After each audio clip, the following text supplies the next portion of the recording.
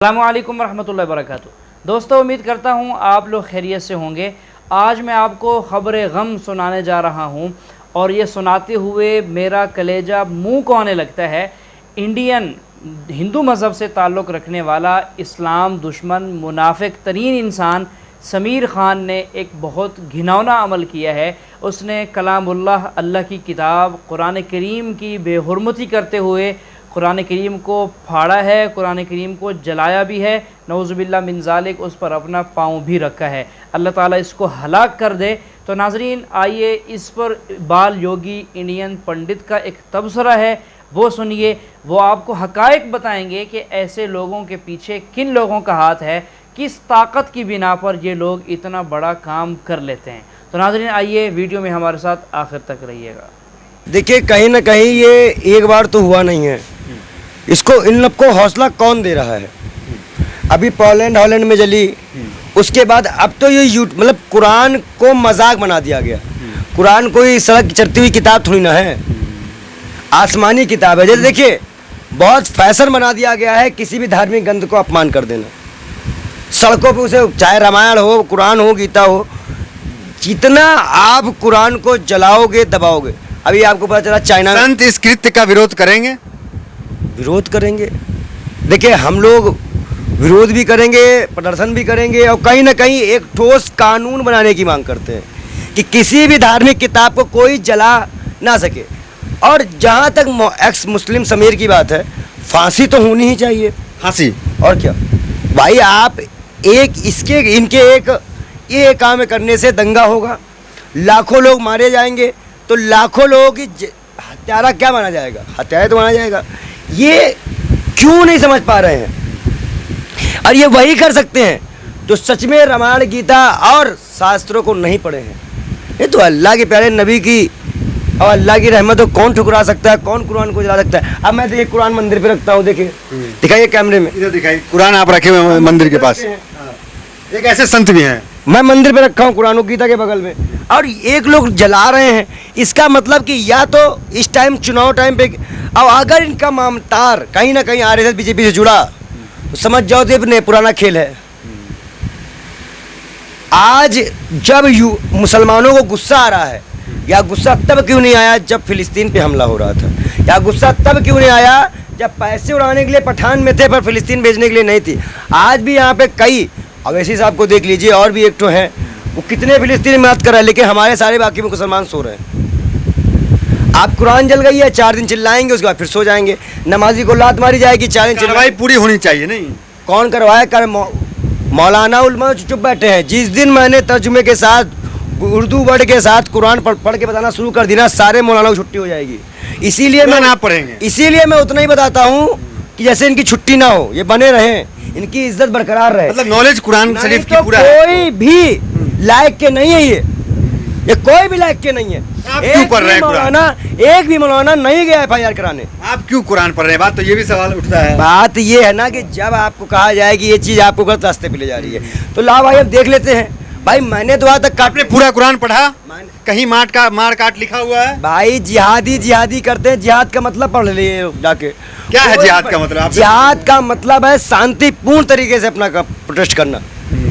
जिहाद का मतलब, अरे भाई, किसी को गलत नहीं कर देना भी जिहाद है, पानी ना पीना भी जिहाद है। जिहाद कई तरीके का है, लेकिन ये लोग काट मार को जिहाद में नहीं शामिल किए। देखिए, आज नॉलेज की कमी है। ये मौलाना बैठ जाएंगे ऐसे पान खा के, इनको तो कुछ करना है नहीं। आप कुरान शरीफ पढ़े हैं? लेकिन 4 बार जहाँ मस्जिद गया। अच्छा, भगाया तो नहीं किसी ने? 4 बार जहाँ मस्जिद गया होगा। क्या वहाँ के इमाम के पास 10 मिनट का वक्त भी नहीं था? क्यों भाईचारे को बढ़ा भाई? किससे डर रहे हैं वो? क्यों नहीं मिले हमसे? अब गए थे, 4-5 बार जा चुका हूँ, और वहाँ लोगों से प्यार भी मिला, लेकिन मौलाना साहब नहीं निकल सकते। हाई सिक्योरिटी में रहते हैं ना, तो क्या निकलेंगे अपने बंदों के लिए, अपने मुसलमानों के लिए, जब ये हमसे नहीं मिल सकते? आप सोचिए ना। तो ये कमी हमारे यहाँ के मौलानाओं की है। अब मुसलमानों को कहीं ना कहीं इस बात पे ध्यान देना चाहिए कि नमाज हक दुआ पे आ जाओ, अब कुरान की हिफाजत करो। कुरान की हिफाजत जरूरी है। हमें आप बताइए, अगर हिफाजत नहीं, हमारे लिए तो जरूरी है, लेकिन एक संत ये बात कह रहा है तो ये बड़ा। मुसलमान एक बात ध्यान ले, अब पूरा विश्व जान ले, कुरान पूरी ख़त्म कर दो, पूरी धरती से ही ख़त्म कर दो, फिर भी कुरान दिल में है, फिर कुरान लिख जाएगी। एक एक नुक्ता और नुक्ता चेंज नहीं होगा। कुरान एक ऐसी किताब है जिसका एक भी पॉइंट, मतलब एक भी जरा कहीं से चेंज नहीं है, कहीं भी नहीं है, और वो एक आसमानी किताब है। देखिए, लास्ट पैगंबर हज़रत मोहम्मद साहब के समय में ही आई थी। वो अल्लाह के प्यारे नबी थे, और समझ लीजिए कि पूरे उम्मत के नबी हैं वो। काफी पूरे पढ़े हैं उम्मत आप, के। काफी पढ़े हैं। भाई देखिए, पढ़ना पड़ेगा। ये आतंकवादी बताते हैं, मुसलमान ये कहते हैं नबी ने कम उम्र में शादी कर ली। भाई राम का विवाह भी सीधे 14 वर्ष में ही हुआ था। ये पुराने वक्त की बात है। अभी 200 साल पहले अंग्रेजों के टाइम पे फूलमती 8 साल की थी, लड़का जो है आपका 22 साल का था। अंग्रेजों ने कानून लाना पड़ गया था। तो ये अंधभक्ति है जो, और मालूम है आपको, उसके समर्थन पे स्टेज बन रही है। ये संघी मानसिकता वाले लोग, कौन लोग हैं ये जो उसका समर्थन कर रहे हैं, जो कुरान की बेअदबी कर रहे हैं? संघी गोबर खान। आप जो है वो साधु संत हैं, तो फिर आप क्यों, ये भी सवाल उठ जाएगा। देखिए, आपका भी विरोध होगा। मैं एक बात बता दूं, जब राम मंदिर का मामला आया था तो भी मैं चढ़ के बोला हूं, अगर हम राम के लिए चढ़ के गर्दन कटवाएंगे तो हम नबी के लिए भी कटवाएंगे, कुरान के लिए भी कटवाएंगे। ये मुल्क सारे धर्मों का सार है, और हम सभी धर्मों के हैं, क्योंकि हम मलंग और फकीर हैं। हमारे लिए कोई धर्म नहीं है, हमारे लिए है इंसानियत सबसे बड़ा धर्म। हैसियत एक हिंदू पंडित होने के ये शख्स बहुत उम्दा दिमाग रखता है और बड़ी अच्छी गुफ्तगू करता है, और इसका नज़रिया बहुत साफ़ सुथरा है कि आप जिस भी मज़हब से ताल्लुक़ रखते हैं, किसी दूसरे मज़हब वाले को मत छेड़ो, उसको बुरा भला मत कहो, उसका नुकसान मत करो। ये इसका अच्छा मौक़िफ़ है। चलिए मज़ीद सुनते हैं ये क्या कहता है।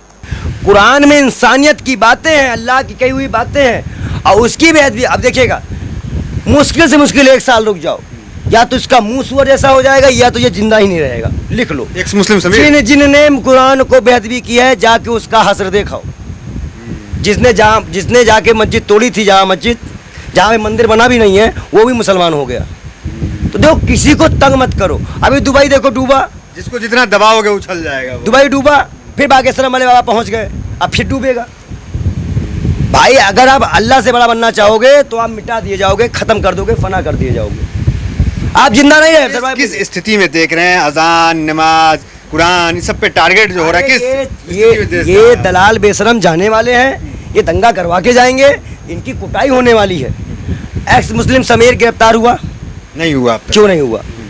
कुरान का छोटी मोटी किताब है, इसका मतलब कि मुसलमान कमजोर है, उल्मा हमारे बेकार हैं। हटाओ बेशरम वो कुर्सियों से। उकसा रहे हैं आप? भाई FIR करने के लिए उकसा रहा हूँ। भाई आप FIR तो करो, सड़कों पे तो आओ। हम इमरान प्रताप गली से भी इस बारे में बात करेंगे कि वो क्या करना चाह रहे हैं। भाई सबसे बड़ी पार्टी के राष्ट्रीय अध्यक्ष हैं आप, पुरानी पार्टी में, तो अब बताइए क्या करना है। तो कहीं ना कहीं उत्तराखंड में बीजेपी की सरकार है, अब तक गिरफ्तार नहीं, कहा जा रहा है कि वो उत्तराखंड के रहने वाला है। देखिए, उत्तराखंड में रहने वाला हो या पाकिस्तान का रहने वाला हो, हमें से मतलब नहीं है। अगर वो इस देश का नागरिक है, सजा मिलेगी उसको, साफ सीधी बात, सजा होनी चाहिए, बिल्कुल संत की मांग। और हमारे यहाँ तो मुसलमान ऐसे ऐसे हैं जो कतर से कैदी छुड़वा लाते हैं। शाहरुख खान, जब जयशंकर से पूछा गया कि शाहरुख खान का इन्वॉल्वमेंट है, तो कहे हाँ है। ये है मोदी करना है उसको? नहीं, शाहरुख खान ने फोन किया है, शाहरुख खान ने छुड़वाया। शाहरुख खान ने छुड़वाया है। भाई देखो, हमारी बात देखो, हम एक संत हैं, हमने आज तक कभी भी इस्लाम के खिलाफ नहीं बोला, कभी भी नबी के खिलाफ नहीं बोला। अगर हम सऊदी से किसी धर्म के खिलाफ अभी नहीं, अगर बात आई है तो पसकी इस्लाम पे, तो अगर, और नॉलेज भी है, अगर हम सऊदी से कोई अपील करेंगे तो सऊदी मानेगा, वही मोदी जी को थोड़ी ना कोई मानेगा। सबसे महत्वपूर्ण बात यह है कि लगता है कि RSS डरी हुई है। अभी कुरान जलाई गई, अब कुरान इसलिए बार बार जलाई जा रही है कि मुसलमान इसे आम घटना समझना शुरू कर दे। जिस दिन मुसलमान इसे, देखो आज भी आम ही घटना मानी जा रही है, 2 दिन हुआ ठंडा हो गया।